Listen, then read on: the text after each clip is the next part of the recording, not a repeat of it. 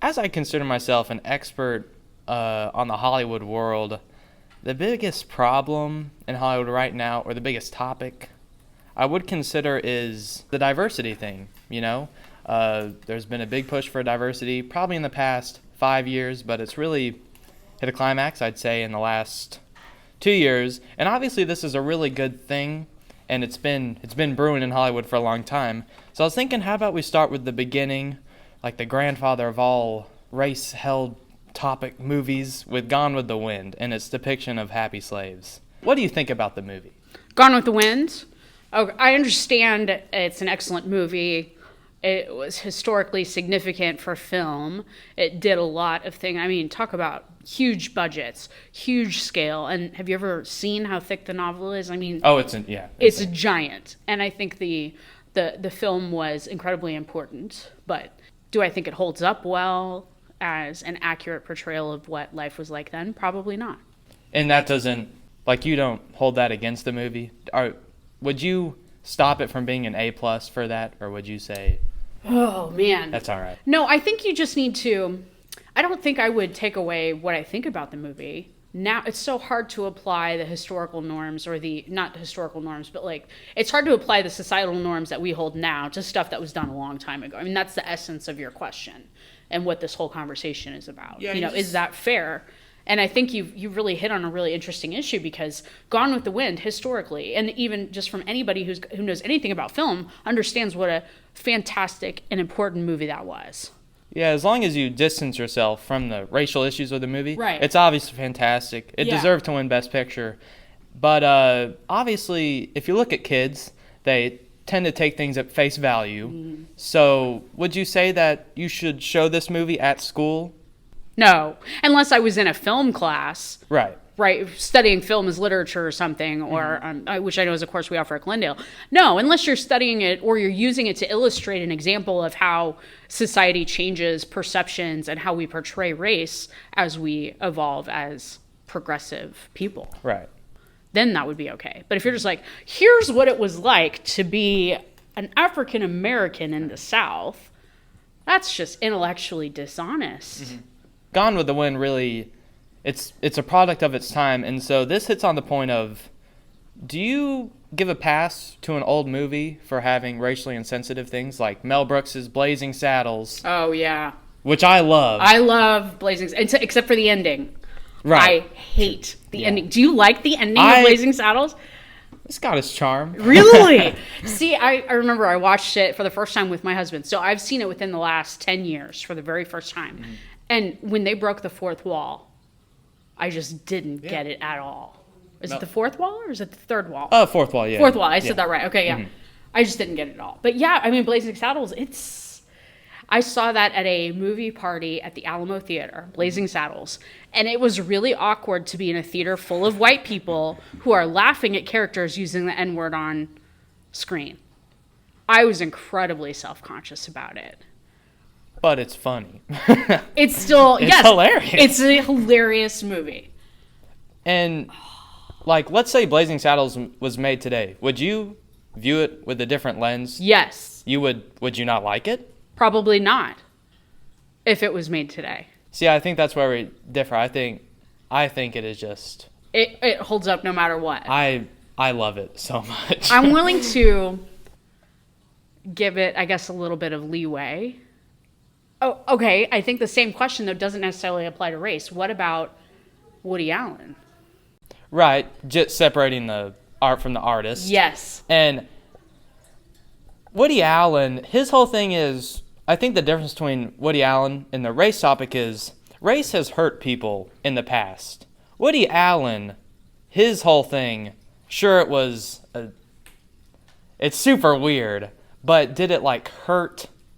Has it hurt people before? Well, if you believe the allegations, then yes, he sexually molested his adopted daughter. Right, but his whole thing is, I feel like it's such... I'm not saying that he didn't do it, and if he did do it, it's a horrible thing that he did. Yeah. But really, since the world has... I feel like most people don't know who Woody Allen is. in my age group. That's you know? probably fair. So I think the But thing think about is, it though. 30 years ago, people in your age group knew Right. who Woody Allen was. and I feel like he should be canceled by now in cancel culture. You know, which whole different topic, but It cancel is. culture, it's going crazy. It's going crazy. Did And you even hear- Obama weighed in on it. I know. I was like, whoa.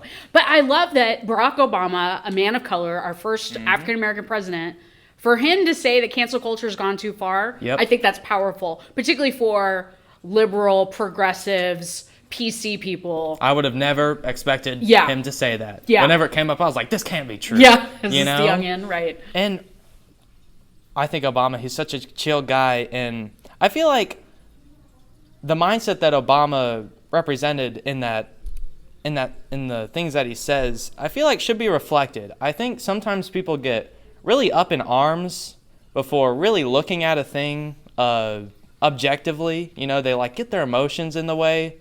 So I think separating the art from the artist, it has to happen.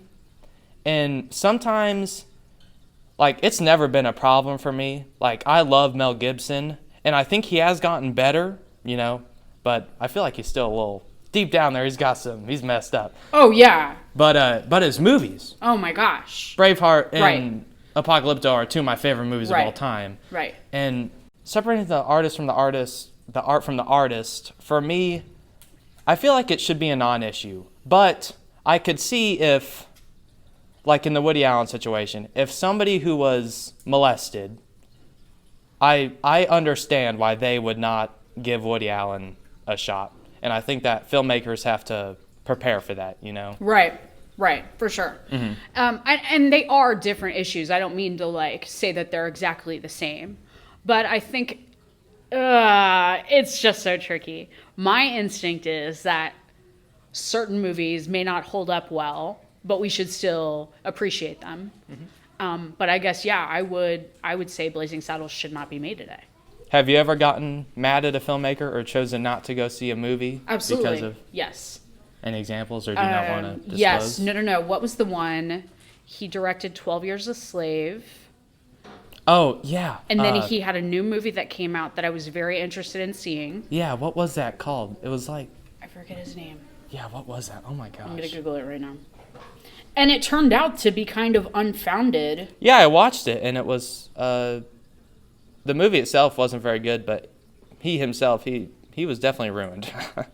He was. And then, but the thing is, his story, oh, this is going to drive me nuts. His story, if I remember, if this is the right guy, he was accused of Steve McQueen. Mm-hmm. Not the white Steve McQueen in Bullet. He was accused of sexual assault in college. I think that was it. And I mean, there was an adjudication of some kind. Yeah. And he did Birth of a Nation. That's what it was. Yeah, Birth of a Nation. Yep. Yeah. Oh, was Came it out not Steve McQueen? It was not. It was Nate Parker. Yep. That's who it is. And Nate he hasn't Parker. done a single thing since. Right, right. And that movie was ruined because of that. I think people who maybe were excited to see that movie, excited to see his work, they were going to see it. And it was like the first festival that it was shown at, people were blown away. Right. And whenever I saw the movie, probably just a year back, it was incredibly well shot. But in the controversy still loomed over that movie, I feel like if people saw it now, it would be more of a fair shot because it has been forgotten. Yeah. I'd say, but it's not really anything to get all action to raise arms against. It's not really a movie like that. And he himself, he was canceled, and there were a lot of allegations against him. Yeah. Really bad stuff. And cancel culture I feel like cancel culture and the whole race topic are sort of connected because they're the two things that are really big, especially in super liberal Hollywood. And I think that is good to talk about, but sometimes if we go too far, it's a real problem, you know? I think, though, Layton, and this is where another point where we may disagree, is that I think because we're in a time where the vast majority of movies, and correct me if I'm wrong, aren't the vast majority of movies still made by white men? Oh, totally. Yeah. Featuring stories about white men. Right. Right? True. So in my opinion, that's still a problem because it's a problem that needs to be corrected. it's something I think that in an ideal world we should have.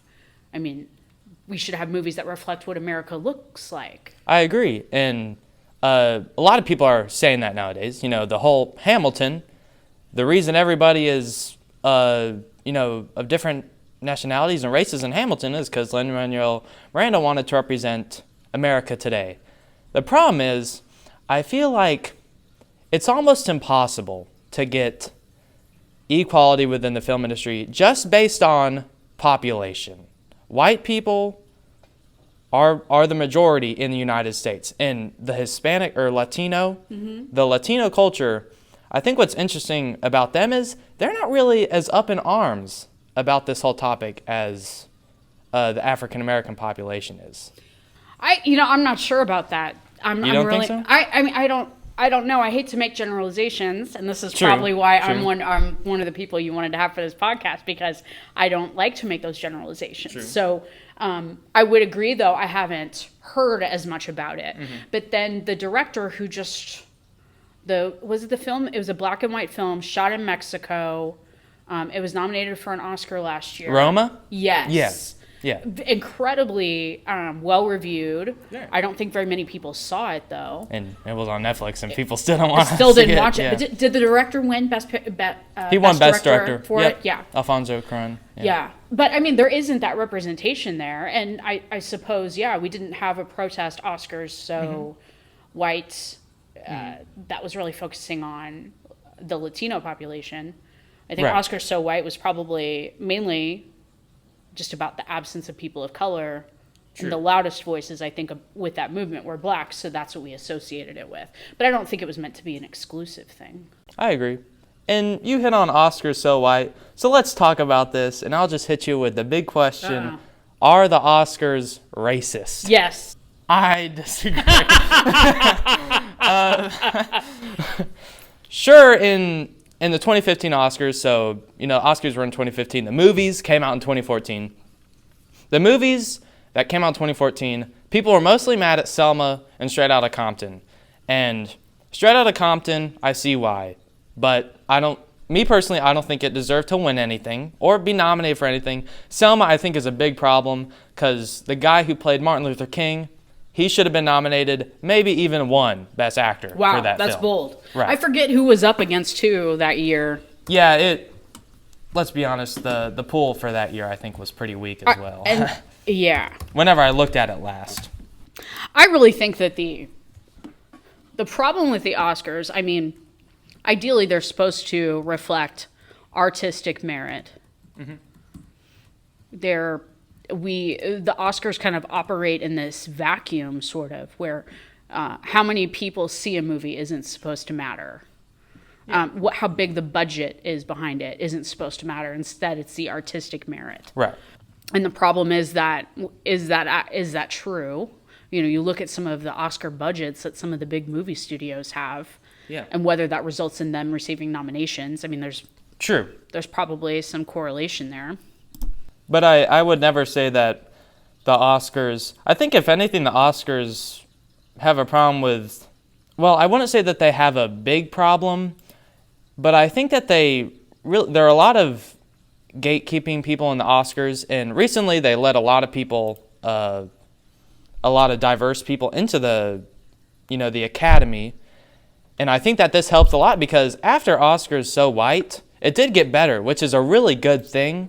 But I think also you got to look at it as a game show, the Oscars. Sometimes the most popular movie wins, and sometimes movies like Straight Outta Compton, obviously a movie about rappers fighting the system does not appeal to old white people. Well, right. So unless they happen to be secret fans of Eazy-E or something. Right. Which, some of us are out there. Oh yeah. You can be an old white person and appreciate True. NWA. Well, I don't know if 40 is old, but I mean, that was the stuff we grew up with. I'm looking at the nominees, and, Birdman really destroyed the Oscars that year. Birdman. And so did Boyhood. Oh, I never saw Birdman. It's incredible. It really is. Really? I think another thing the Oscars do is Birdman is a movie about an actor. The Oscars love movies that are about show business. And so I think, and if you look at it that way, the Oscars have so many biases towards the movies that they like. So I never get mad at the Oscars for snubbing a movie, as people say. I never get mad at them, and I never point fingers at why they didn't like a movie, you know? I hear you. So, yeah, so then that makes sense.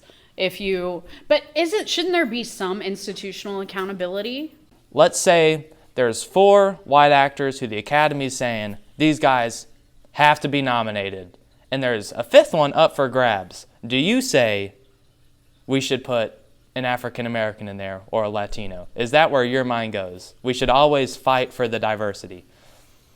See, you put it that way, and that just, to me, that doesn't sound right either. Mm-hmm. It's sort of slimy. It really is. It's like, well, because nobody wants to be a token. Mm-hmm. Nobody wants their work to be elevated or disregarded because of the color of their skin. So when you say it that way, Layton, you make me question but here's the thing. Maybe the Oscars are not, or the Academy behind the Oscars are not intentionally racist. Right. Maybe there's no systemic racism in place. But what winds up happening is it's a bunch of white people celebrating other white people. Right. That's what it winds up being. And that's a problem. So they celebrate, but I don't think that, I feel like this is just a problem with the whole diversity push anyway. I think people need to stop seeing diversity as diversity. They should just start to see it as they deserved it. They deserved it. We loved the movie. But I feel like people now, they start to race bend characters in movies now. You know, they from start books. To what? Race bend. Have you heard that term? No, I'm not familiar with that term. So happens a lot in comic book movies now. So in the recent Hellboy movie, there was a character that was cast as Ed Skrein, a white actor, and turns out the character is Asian.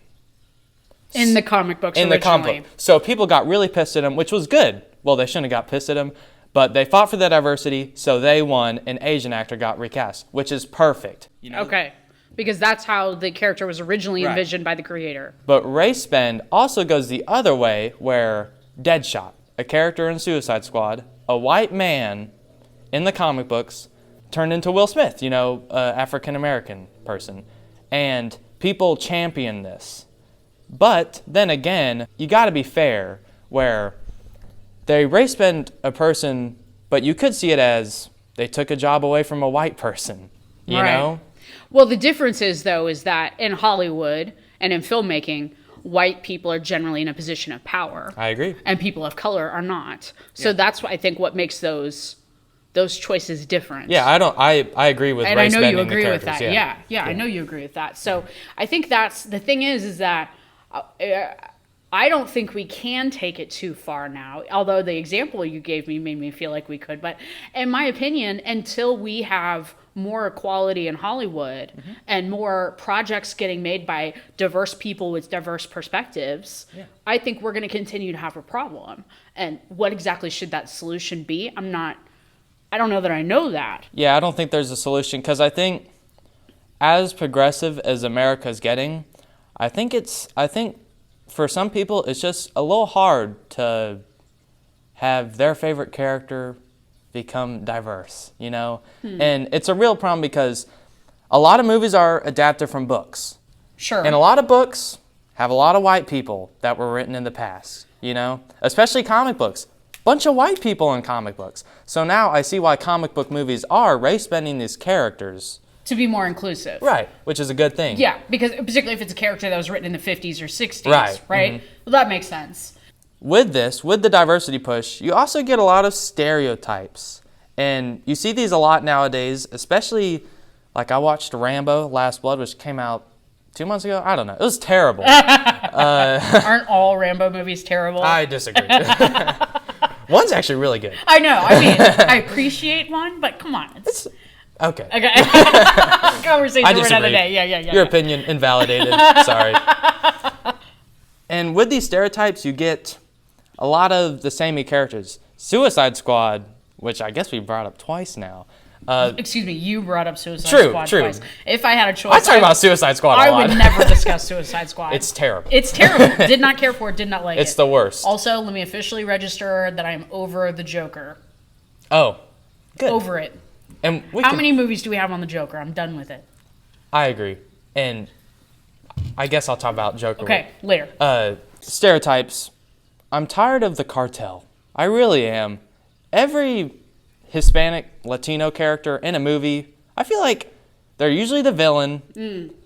They're usually, and if it's a woman, they're usually like the warm, grandmother type who makes food for people. Right, or the sultry siren, senorita. Right. Right. But I mean, women, stereotypes of women in Hollywood are really terrible.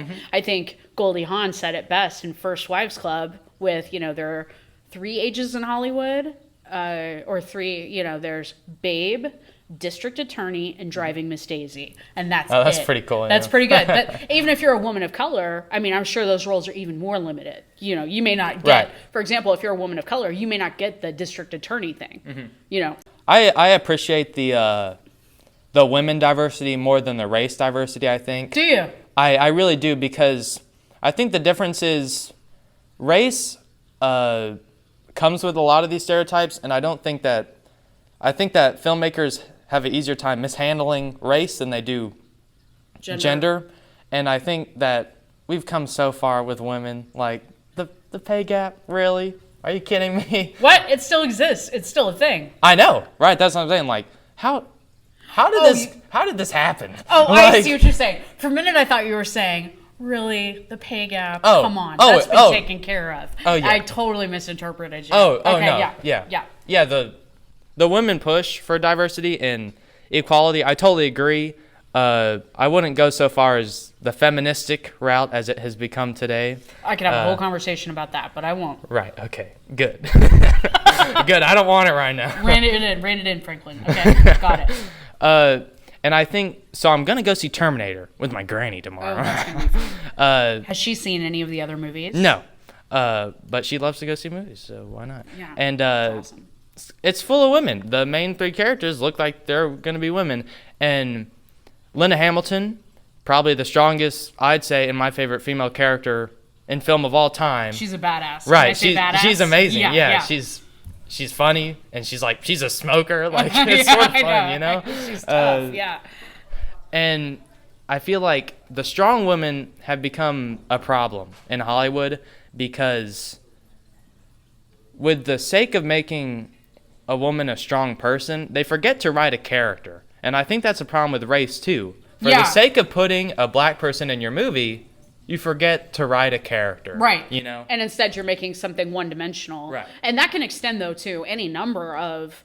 I mean, how good is character development in a lot of mainstream movies these days? Probably not great. And there's too many characters anyway, Oh, my gosh, yeah. And I think this is something I wanted to bring up before. I think something to think about is, what if Hollywood, I mean, when it comes to traditional film, fewer and fewer people are going to see movies. Oh, yeah. There are so many more options to see things of artistic merit in your own home.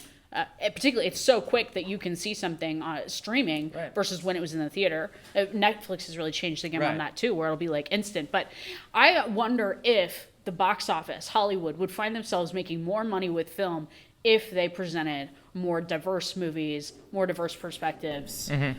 I mean, think about the significant movies that have been released this year that aren't part of some huge trilogy or franchise. Right. And nowadays, that's every movie. It's every freaking big movie. And yeah, they can put out some impressive numbers, but then you wonder, well, maybe if we had more diverse perspectives, more diverse storytelling and topics and characters, would they wind up making more money? Right. And that's whenever you get movies like Black Panther, which just meld the two together beautifully and at the same time make a really, really good movie, And like Creed as well, it made a ton of money. Right. And let's just talk about Black Panther. Okay. So, do you like Black Panther? Yeah. Are you a fan? Of course, yeah, it's a great movie. It's it excellent. really is. Yeah. And I think some people, whenever they look at the movie, they're like, oh, it's just a ploy for diversity.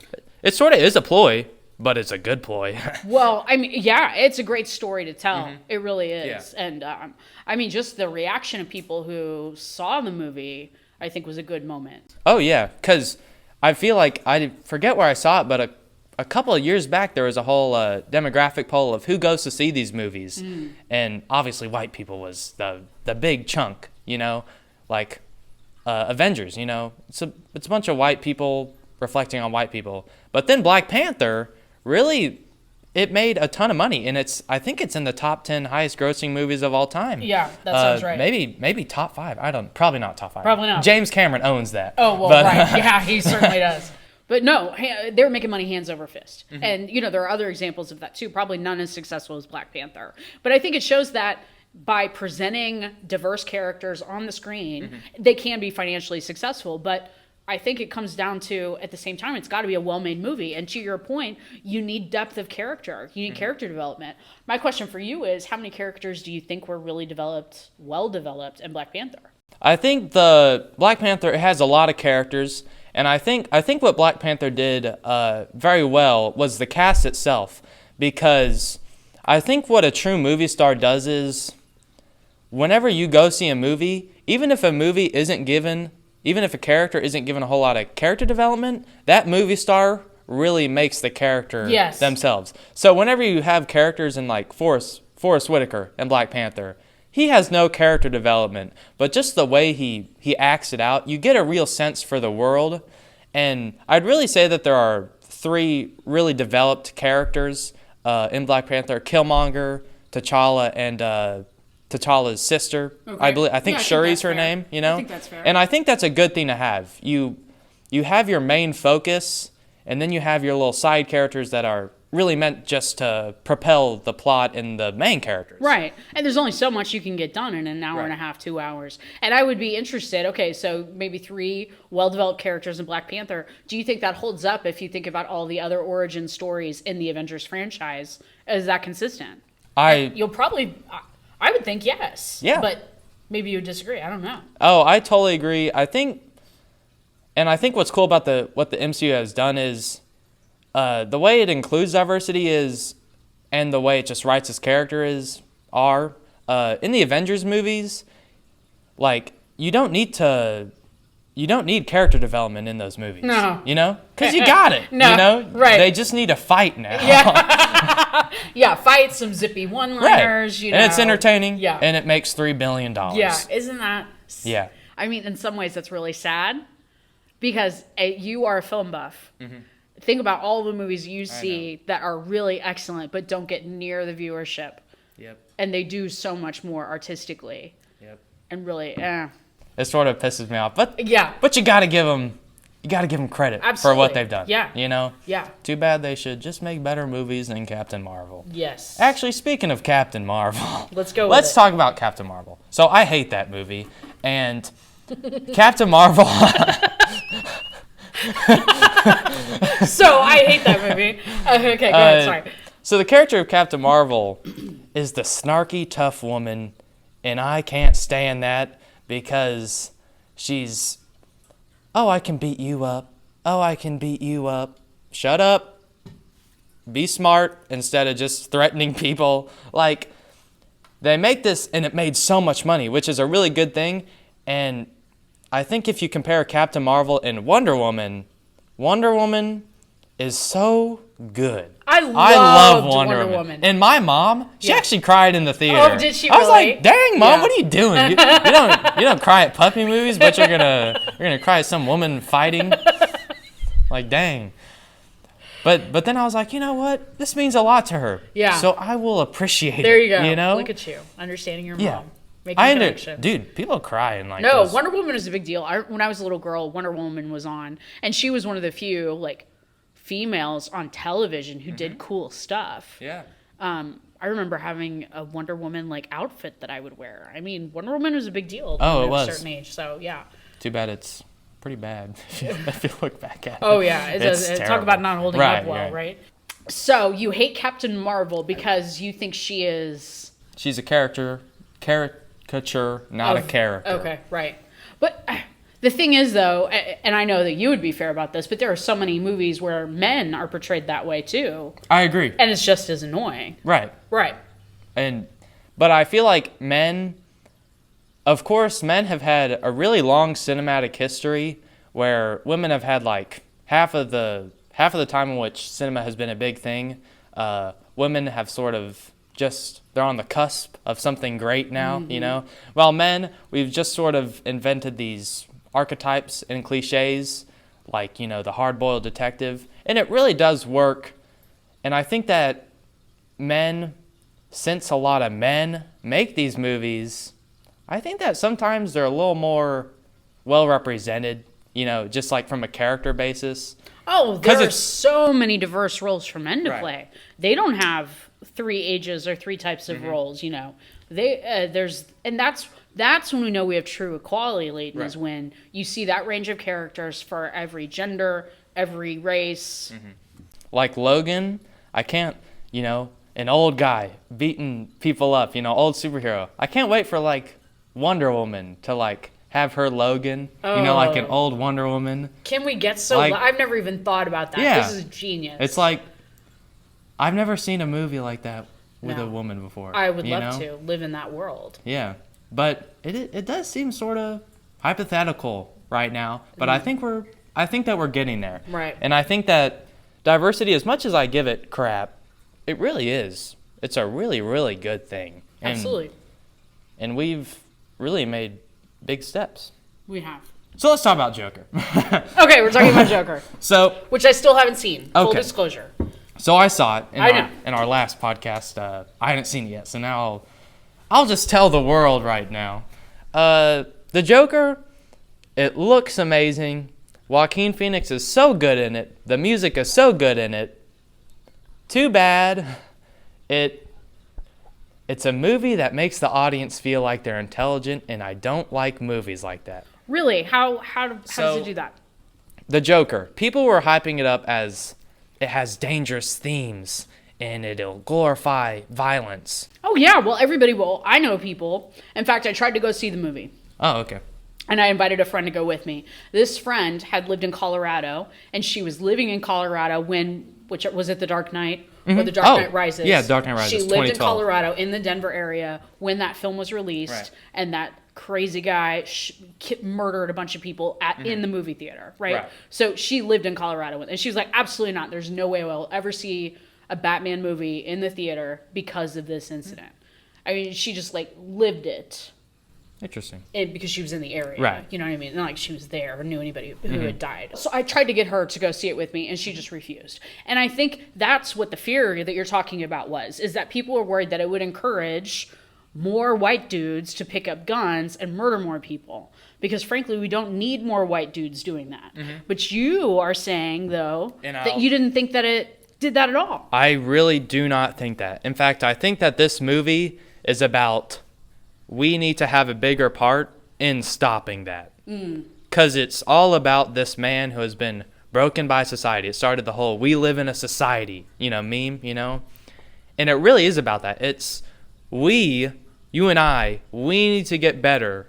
We need to create a better society so that mentally ill people do not do this stuff. It's a movie about preventing it, not making a hero out of a school shooter. Because as soon as I have sympathy for somebody who would commit that act of violence until they do it, I hear it's you. like right. No matter what you experience, that doesn't justify mass murder, or murder of any kind. I would never accept it. But the movie has it's on the high wire of empathy. It's like if you were in this situation, hopefully you wouldn't do what the Joker did. Right. So. And I think the movie has a problem with the movie did not prepare for people who might see this movie who are like the Joker. In some ways, it makes the Joker seem right, Those movies are always interesting, though, aren't they? Because, so there's a scene on a talk show, and he's giving, his whole, speech about what he feels on society. And you're like, yeah, I agree. Everybody's super mean to each other. This society, we were too up in arms. But then he kills somebody. So I could see that's the scene that I point to as being that is not very good. Because I could see, while I'm saying, oh my gosh, this person's messed up, if somebody who had the same views as the Joker and was on the cusp of doing something terrible like that, if that person felt validated after that scene and they felt like it's a good thing to do that, now that's dangerous. I hear you. But, and how long has the movie been out now? 2 weeks? 3 weeks? 3 weeks, yeah, I think so. And have we heard of any instances like Nope. that? Yeah. And I'm so glad you're bringing this perspective because as someone who, you really talked me into wanting to see this movie, even though I'm absolutely over the Joker, never make another Joker Batman movie again, even though that's my opinion. I still want to see this movie because I feel like the press and the buzz around the movie, as someone who reads movie reviews all the time, even if I don't see the movies, the buzz was exactly what you said, that, someone will see this and they will want to commit a mass murder. Right. That we are enabling these people. We're giving them a plan, know. So I'm so pleased to hear that wasn't your takeaway. Right. It's a movie about mental illness. Yeah. And while I love that theme, I see why I can see I don't love the movie. I think it's a little boring. Yeah. But I can see like the little thing underlying this movie where critics would say that. Because the movie lacks a moral compass. Everybody in The Joker is a terrible human being. Like, even there's a scene where Joaquin Phoenix is just cheering up this kid, and then the kid's mom is like, "Get away from my kid." I'm like, what is your deal? Wow. Everybody in The Joker is a little piece of trash. Even Thomas Wayne, Bruce Wayne's dad. Whoa. Even Alfred really is a little piece of trash. God. I kind of, as a person who, I get bored with movies too when they're really cliche. To me, that some of the more interesting movies are when you dive into people who are traditionally portrayed as good. Right. And make them a little twisted. Or people who we perceive as evil traditionally and show us, the motivation or the why. Right. To me, that's interesting. And The Joker, it's interesting, definitely. Like, I've seen it twice, and the second time I feel like I liked it a little bit more. Because I could really look for, like, the end is really where they dump everything that they have to say about the movie. And so if you rewatch the movie, as you're watching the movie, you're like, oh, this is where the Joker, this is where he, like, sort of got that, thing that he says, like, it's like, oh, this guy was really mean to him, and I see why he's mad and stuff. Like, it's a well-written screenplay. And I think it has a lot to say about media, especially, especially with the talk show. And I think it's sort of cool how, so in the movie, the Joker goes on because the talk show host, roasts him, he gets a video of him. And I think it's sort of cool how Joaquin Phoenix did press for the movie and went on talk shows, and he was sort of mad. Like, there's this video of him on Jimmy Kimmel, and Jimmy Kimmel was like sort of being mean to him, and Joaquin was like, can you not do that? Well, but Joaquin Phoenix, wasn't he the guy who did a movie, a documentary that Casey Affleck produced, and he was in character for this film. Yep. And while he was in character for this documentary that was being filmed, he was a complete jerk on all these talk shows. Horrible. Yeah. And we thought it was real for we all a thought year. It was real at the time, yeah. It was, he did all this stuff, and I don't think it would have been fine if David Letterman, knew, If he'd been in on the joke, right. But he definitely wasn't. No, he didn't. These... And I think there's something about that, where people lost respect for him or wish that they didn't want to feel like they were the butt of the joke, right. Which is what he did. True. So my guess, I wonder if some of that, what you saw was some leftover hostility. Yeah, maybe. Actually, that's sort of interesting. I haven't really thought about that. And I read a New Yorker piece. I think it was in the New Yorker. They did a write-up they were supposed to have an interview with Joaquin Phoenix. And the author of the journalist who was supposed to interview Joaquin Phoenix described how incredibly difficult it was to get the interview started, because what happens is the actor and their publicist talks to the journalist, and all these arrangements are made. This is the time we'll meet. This is how long the interview will be for. This is where it'll happen. These are the things you can ask about. These are the things you can't ask about. So all of that had already been negotiated. So the ground rules were made.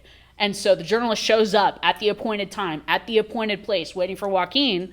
Joaquin refuses to come in for half an hour, and the journalist has to call the agent and engage in all of these shenanigans again. So that's actually really cool. Yeah. Like how the Joker works on many metatextual levels. That's what I'm thinking. I should watch it again. You're gonna see it again, thinking about that. Yeah, that made me sort of, I don't know, because now like I'm thinking of seeing the movie. I'm like, dang, Joaquin, you're kind of doing a little thing on yourself. He might be. Maybe he is. Maybe he's just winking at all of us. Man, that's cool. You should watch it now. Okay, because you brought, that's a good point. And you should watch it thinking of that. Can't wait. All right. Can't wait. Well, it's been great having you on the show. Thank you, Layton. It's been a pleasure. You are a professional. I'm honored to be on your very first podcast. It's been awesome. All right. Bye.